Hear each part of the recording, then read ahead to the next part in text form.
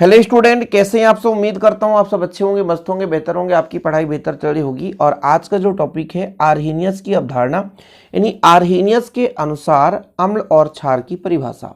यदि 2 नंबर में क्वेश्चन पूछा जाए 11th क्लास के केमिस्ट्री में कि अम्ल और क्षार को परिभाषित कीजिए या अम्ल और भस्म को परिभाषित कीजिए। भस्म भी तो नाम आ सकता है, क्षार का दूसरा नाम भस्म है, तो परेशान मत होना। अम्ल और क्षार की परिभाषा आर्हीनियस के आधार पर। तो आर्हीनियस ने सन 1884 में अपनी अवधारणा प्रस्तुत की। भाई देखिए, थोड़ा सा सन कभी कभी दूसरे बुक में अलग रहता है, तो आप कंफ्यूज मत होना कि यार सर हमने तो ये सन कभी देखा ही नहीं, आपने कौन सा सन ला दिए। तो सन चेंज रहते हैं बच्चों, इसलिए आप परेशान मत होना। जैसे यहाँ पर हमने 1884 लिखा है, जिस बुक का हम प्रयोग करते हैं उसमें 1884 है। सन याद ना भी करोगे तो भी चलेगा। भाई 1884 में आर्हीनियस ने आयनिक सिद्धांत के आधार पर अम्ल और क्षार की परिभाषा दिए, अर्थात एक नई व्याख्या प्रस्तुत की, जिसके आधार पर उन्होंने बताया कि यदि कोई पदार्थ अम्ल तब कहलाएगा जब उसे यदि जल में मिला दे तो H पॉजिटिव आयन दे दे। यदि हम जल में मिला दें तो H पॉजिटिव आयन दे दे तो वो क्या है, आपका अम्ल है। और यदि जल में मिलाने पर OH negative ion hydroxyl ion दे दे, OH निगेटिव आयन, तो वो क्षार है। यदि जल में मिला दिया जाए तो आपका H पॉजिटिव आयन मिल जाए और जल से के साथ मिलकर के आपका H3O।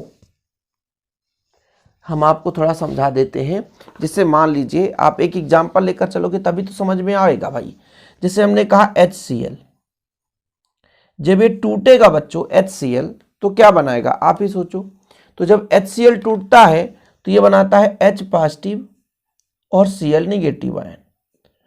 तो यहां पर आपको देखने को मिला कि HCl आपका एक अम्ल हो गया, क्योंकि ये जब टूटा इसको जल में मिलाया तो H पॉजिटिव के रूप में कन्वर्ट हो गया।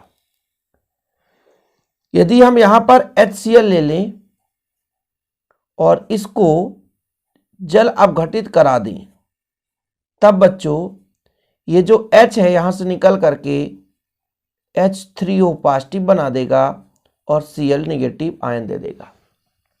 कभी कभी किसी बुक में ऐसा भी देखने को मिल जाता है कि आर्हीनियस के अनुसार अम्ल वे पदार्थ हैं जो जल में विलय होकर H पॉजिटिव आयन या जल योजित होकर H3O पॉजिटिव के रूप में उपस्थित रहते हैं।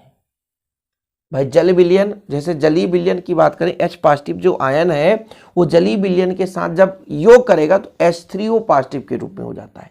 तो ये क्या है बच्चों, अम्ल है। और इसके अपोजिट उन्होंने क्षार बताया। क्षार इसके सेम अपोजिट, कि जैसे हमने यहां पर ले लिया आपका मान लीजिए क्षार कोई भी, जैसे NaCl तो हम नहीं ले सकते यहां पर क्योंकि OH नेगेटिव आए, तो भैया हमारा यहां पर ले लो सोडियम हाइड्रोक्साइड NaOH, है ना। NaCl ले लो तो अम्ल हो जाएगा। तो NaOH तो Na पॉजिटिव और OH निगेटिव आयन, मतलब जल के साथ हमने मिलाया इसे तो OH निगेटिव आयन मिल गया। तो ये हमारा बच्चों कहलाया क्षार। बस इतना ही अवधारणा है आर्हीनियस की। आर्हीनियस ने बताया कि जो H पॉजिटिव आयन दे दे, H पॉजिटिव आयन, वो अम्ल है और जो OH निगेटिव आयन दे दे वो क्षार है। आर्हीनियस के आधार पर हम कह रहे हैं। कुछ बच्चे पूरे वीडियो को अच्छे तरीके से समझते नहीं हैं, उसके बेसिक कंसेप्ट को सीखते नहीं हैं, बस सीधा कह देते हैं कि सर आपने ये कैसे करा दिया, ये तो भाई ये ऐसा होना चाहिए। भाई ब्रांस्टेड-लारी का सिद्धांत यहाँ पर लगा देंगे, लुईस की अवधारणा लगा देंगे, नहीं नहीं ये तो परिभाषा आपने गलत बता दिया। ठीक, तो आर्हीनियस की अवधारणा के आधार पर यदि आपसे कोई पूछ दे तो आप सिंपल तरीके से बता दोगे। ठीक है, एग्जाम्पल के रूप में आप यहाँ पर अम्ल दे सकते हो। अम्ल जैसे आप ले लो HCl, जब ये टूटेगा बच्चों तो H पॉजिटिव और Cl निगेटिव देगा। ठीक है, और यदि मैं आपसे कह दूं क्षार, NaOH ले लो, जब ये टूटेगा तो Na पॉजिटिव और OH निगेटिव आयन देगा। इस प्रकार से आर्हीनियस की अवधारणा के आधार पर इनको आप परिभाषित कर सकते हो। उम्मीद करता हूं बच्चों आप लोग समझ गए होंगे। एक छोटा सा टॉपिक था। वीडियो पसंद आए तो लाइक करके शेयर कर दें, एग्जाम्पल सहित तैयार कर लें। जय हिंद, वंदे मातरम।